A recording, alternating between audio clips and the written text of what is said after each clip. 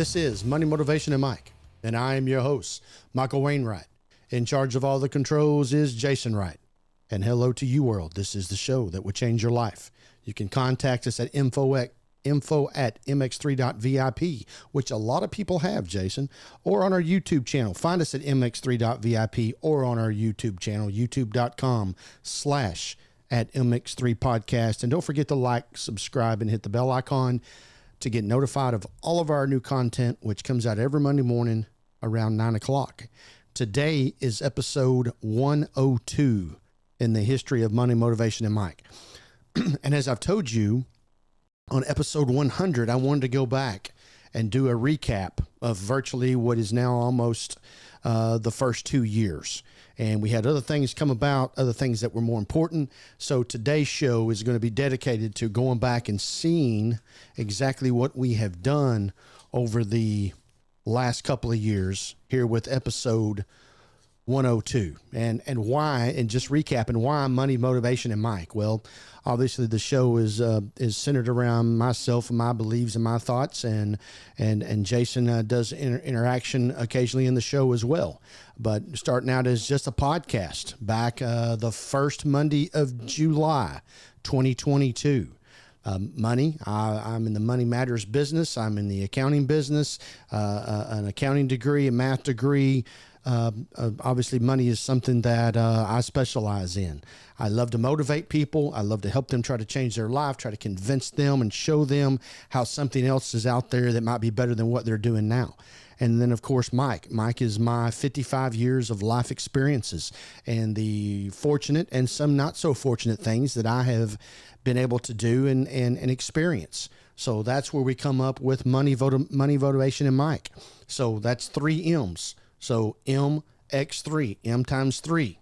And our website is .vip. That's how the name arrived. That's the reason we got to those 3 names, Money, Motivation, and Mike, and why we are still here today. So, as I say, the show started out as a podcast. And then in January of 23, which happened to be episode 35, which, by the way, was the episode titled Quitting. And we weren't quitting. We were starting more, as our YouTube channel did the launch, episode 35 there in early 2023. Now, Jason, I don't have the number in front of me. What is our subscribers through YouTube up to? 38,809. 38,809 as of the recording of this show. Here we are in late May, getting ready to do episode 102, or actually in the middle of doing episode 102. And along those ways, that first episode, just like some of the things I just talked about and what Money, Motivation, and Mike would be all about. And then episodes there in the first 2, 3, 4 episodes, I talked a lot about myself and some of the things that I've done and where we are and got to this point. And then we went into some motivational sections and motivating people and showing them other ways and doing things along that way. There in the late December and throughout January of 23, we had went down and did interviews with millionaires and billionaires and people who have done it on a larger scale and brought to you 6, 7, 8 different interviews of people who have all been there, with the Family Office Club of Richard Wilson, who, frankly, as I've mentioned in the past, encouraged me to start my own podcast, which now you know has turned into a podcast and YouTube channel. Then we got into professionals such as the Mark Kennedys and Dr. Ryan Knight, and so forth and so on. We even had a guest on here talking about their prison ministry. And Braden Wright with real estate, and then coming along later, a year and a half later, into local politics and how all those things rive. So on and on and on with these episodes, and moving on into sports, and starting last fall with our episodes of the Dallas Cowboys, which obviously is us being our show being located in Texas, and the Cowboys playing a big part of our lives. That's where it is, as you can see on our table, with our Dallas Cowboy helmets, and some of the pictures that we have here on our walls our Dallas Cowboys, because we have always had those. And then moving into the fall and talking about the Texas Rangers as well, and them bringing a world championship, on and on and on, to the point where we also covered the NBA. Then we did March Madness, and we covered the Masters. But along those ways and along that time, we've also talked about economic inflation and McDonald's and tax facts. That we'd cover a lot of tax topics along that way as well, and what Congress was doing with TikTok and the ban, on and on and on, and a very popular episode back in November of 2023, which was the 60th anniversary of the JFK assassination in downtown Dallas, Texas, and we'll stop there for a moment. And someone. A listener, not a viewer, a listener, wanted me to recap what I think of the JFK assassination and who I think is behind it. And if you recall back in that episode, and maybe you haven't listened to it, but you're listening today. So back in November, I believe it was November the 22nd, 1963, when the assassination took place in downtown Dallas by the School Book Depository, as a parade had commenced that morning down Commerce Street, and JFK had just came from Fort Worth. He had landed at Love Field. He and the First Lady, Jackie O, which is now what was her name at her death, Jackie Kennedy, and John Connally, the governor, all riding, and John Connally's wife as well, and struck by the bullet, the mysterious bullet, and who is behind that. Now, I have always concluded, and I've done a lot of research over this subject, that the Chicago Mafia, the Al Capone family, and maybe some of the other mobsters up in that area, I believe was behind the assassination of JFK. And the reason being that is JFK's brother-in-law, Peter Lawford, who was a part of the Rat Pack. The Rat Pack, the chairman of the board of the Rat Pack was Frank Sinatra. Frank Sinatra grew up cutting his teeth in the nightclubs throughout the Northeast that was owned and operated by mafia families and mafia members. He had the end there. The mafia controlled the union vote up in the Illinois, Michigan, all the northern states where the unions were extremely strong with the Jimmy Hoffas, etc. And I believe that Peter Lawford, Joe Kennedy, through Peter Lawford, his son-in-law, through Frank Sinatra, put pressure on the mafia to help persuade the vote so that JFK would be elected president back in the 1960 election and taking place and taking office in January of 61. I believe that wholeheartedly. Okay. He gets elected, and then Bobby Kennedy becomes the attorney general. And one of the first things that they do out of the box is start trying to do away and clean up organized crime, which is obviously the people that I believe helped them get elected. And they put a lot of pressure on those folks, and it started what ended up being huge stuff in the 1980s.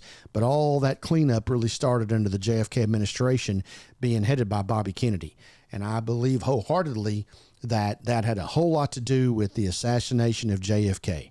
That the pressure that came from that was put on the mafia, the organized crime families, they put that pressure back on JFK, and he lost his life.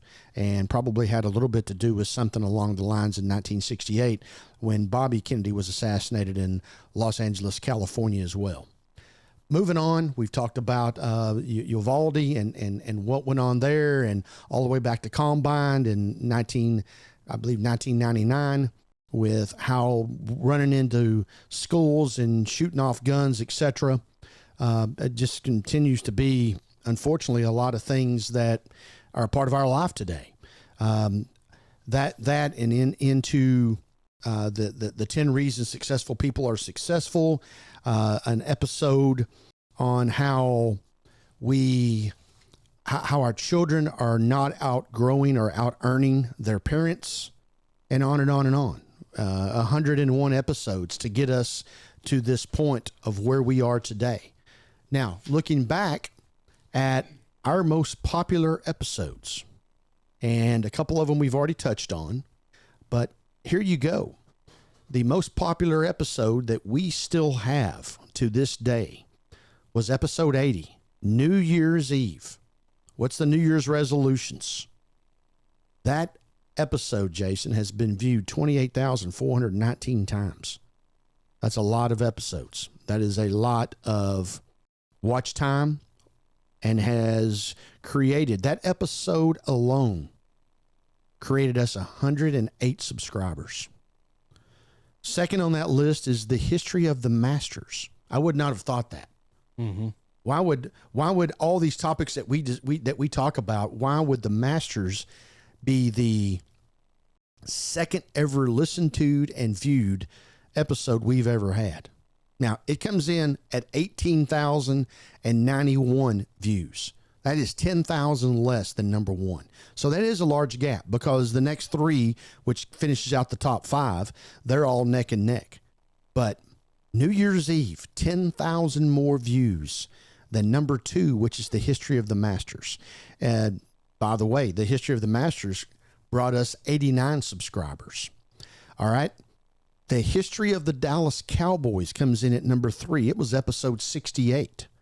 And when that episode came out, Jason, that was our number 1 episode, and stayed there until the New Year's Eve episode. Coming in at number 3, the history of the Dallas Cowboys. That was episode 1, because I think we did 4 episodes with the Cowboys. We covered the 60s, the 70s, the 80s, and the 90s. I think and then we squished in that 125-year episode in about 10 minutes, 25 years of losing. Not so much, but yes, most of it. The fourth episode, the fourth most popular episode on Money, Motivation, and Mike is why are children no longer earning as much as their parents? Coming in at 17,302. Just 130 views behind the Dallas Cowboys. It also brought us 100 subscribers. Then, episode 5, things we used to do in school that are now banned. 17,043. Basically 260 behind why children no longer earn what their parents do. And the number 1 episode of bringing us subscribers is number 5. Things we used to do in school that are now banned. Brought us 121 subscribers, Jason. So good stuff right there. We continue to appreciate that. Now, I am going to go ahead and extend this list to number 6, because episode 71 is very important to me, which is the history of the Texas Rangers. Now, you take these 6 episodes, 3 of them are sports related. And we are a sports-driven country. A lot of people go to sports to get away from everyday life. And the reason they go there is because of exactly what I just said. They can get away from whatever their burden is for that couple hours that they're involved in that sporting event. And the topics of sports and the episodes that we do about sports always get high remarks. So there you are. Of the top 6, 3 of them are sports. One of them's about New Year's Eve. One of them's about children earning. And then the other one is about our school and the things that we no longer do, like go to fire stations and slide down poles from the 2nd story down to the 1st to jump into the fire truck. The rest of the top 10 is basically closed out with tax facts and things like that. And they're all in the 16,000 views. As a matter of fact, number 7, tax facts that just might tick you off, comes in at 112 subscribers. That's our 2nd most subscribers on a particular episode, only behind things we used to do in school that are now banned. So all good stuff there. And we certainly appreciate it. And of course, these episodes continue to be viewed and watched along the way, but it is interesting to see how things arrive. So right now, Jason, I guess we need to have a Happy New Year's in July, because that was our happy half New Year. Maybe that's what we need to do. 24 and a half New Year's Day. And we'll do it on July 4th. That's going to be our New Year's Eve and a half. Because obviously people like to know what's going on with New Year's Eve, because that's what the statistics right here show. Now, moving forward, and I just talked about the JFK deal, the assassination 60 years ago, last November. And there's another big anniversary coming up here in June, Jason. And I've already been asked if we're going to touch on this. And frankly, I haven't thought about it until I received the email, and I think we will. And that is the O.J. Simpson situation with the Brown and the murders that happened in Los Angeles, California, south side of L.A. in June of 1994, where Nicole Brown and Ronald Goldman, I think that was his name, Ron Goldman. They were the two that were killed. Now, remember, in that particular situation, O.J. Simpson was acquitted of all charges. Now, a year later, he was civil sued, and they found him guilty in a civil suit, which is why, up until the day of his death, he continued to pay the Brown family and the Goldman family for things such as that. Also coming up here in 2024 is the election of a new president of the United States, the most powerful position in the world. Now, something we have not talked about to this point, which is one of our oldest sports in the history of sports, which is the National Hockey League. National Hockey League is working on over 125 Stanley Cups. Stanley Cup continues to this day, a big traditional thing, much older than basketball and football. And we've also not talked about golf. Golf is older than basketball and football. Now, baseball goes back into the late 1800s, but some of these sports, Canadian football is an old sport, but not NFL, AFL, if you will, that type of stuff. Because back in the 30s and the 40s, college football was the most popular sport when it came to football, not professional football. And all that has changed. So these are some of the things that we're going to be talking about in the future. And then there's things that we may talk about next week or the week after, a month from now, that hasn't even happened in the world that will become a topic that we need to discuss, and we need to discuss it right now. And one of those reasons I say that is because just like here, it took us to episode 102 to come up with the show in review for basically the first 2 years, which is what I wanted to do on episode number 100. So things happen, and we move to that because we want to bring you that information when it's hot off the press, if you will. And that's why we move to those things.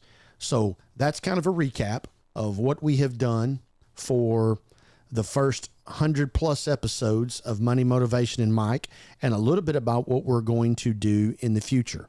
And yes, I will have my opinion on this OJ situation of whether I believe he was guilty or innocent, just like everybody else did and still does at that time. And I was in my mid-20s, and I was glued to the TV, just like I believe the rest of the world was.